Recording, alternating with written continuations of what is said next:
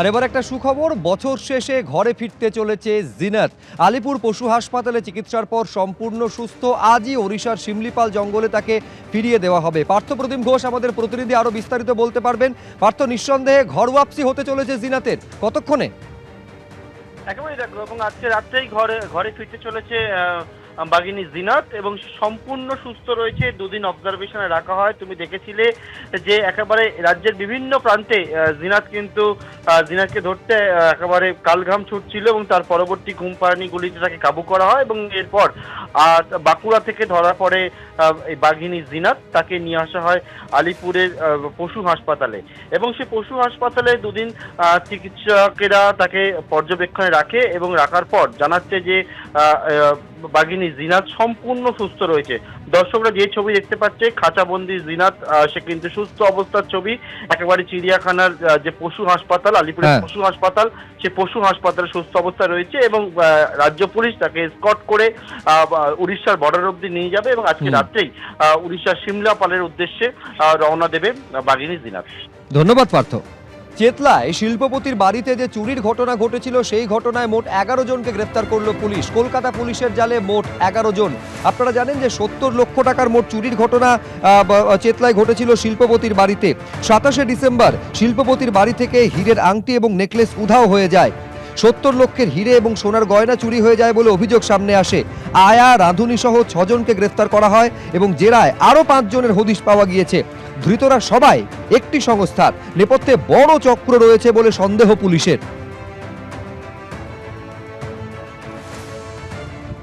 27 তারিখে একটা কমপ্লেন আসে সকালবেলায় চেতলা থানায়। বাড়ি থেকে কিছু ডায়মন্ড জুয়েলারি চুরি গেছে, যার ভ্যালু ছিল অ্যাপ্রক্সিমেট 1 crore। 30 তারিখ রাত্রিবেলার মধ্যে আমরা কিন্তু যেই ডায়মন্ড অর্নামেন্টসগুলো ছিল সেগুলো তো আমরা রিকভার করেইছি, তার সঙ্গে আমরা দেখেছি ওনারা সাবসিকুয়েন্টলি আরও দেখেন যে যখন ওনাদের আরও কিছু জিনিসপত্র পাওয়া যাচ্ছে না, সেগুলো ওনারা ফার্দার সাবসিডিয়ারি কমপ্লেন করেন পুলিশের কাছে।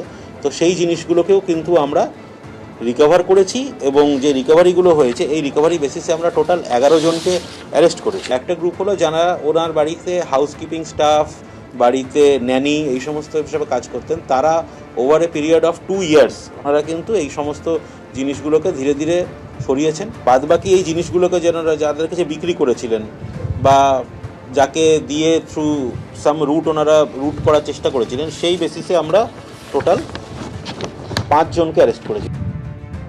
বাংলাদেশের বর্তমান পরিস্থিতিতে ভারতের প্রধানমন্ত্রীর হস্তক্ষেপ চেয়ে চিঠি দিয়েছিলাম। আজকে একথা জানালেন বাংলাদেশের সুপ্রিম কোর্টের আইনজীবী রবীন্দ্র ঘোষ।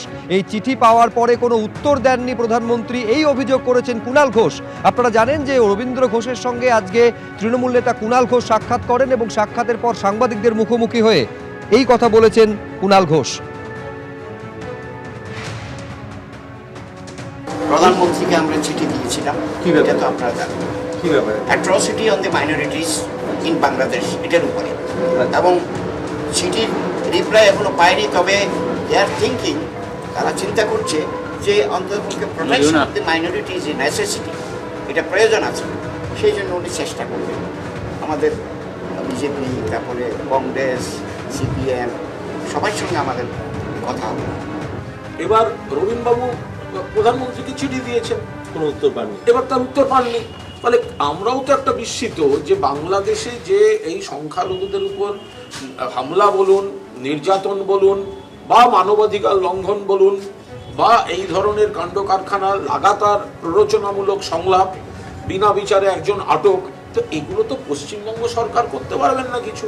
তো বাংলাদেশের উপর যদি চাপ দিতে হয়, বাংলাদেশকে যদি কমিউনিকেট করতে হয় কেন্দ্রীয় সরকার,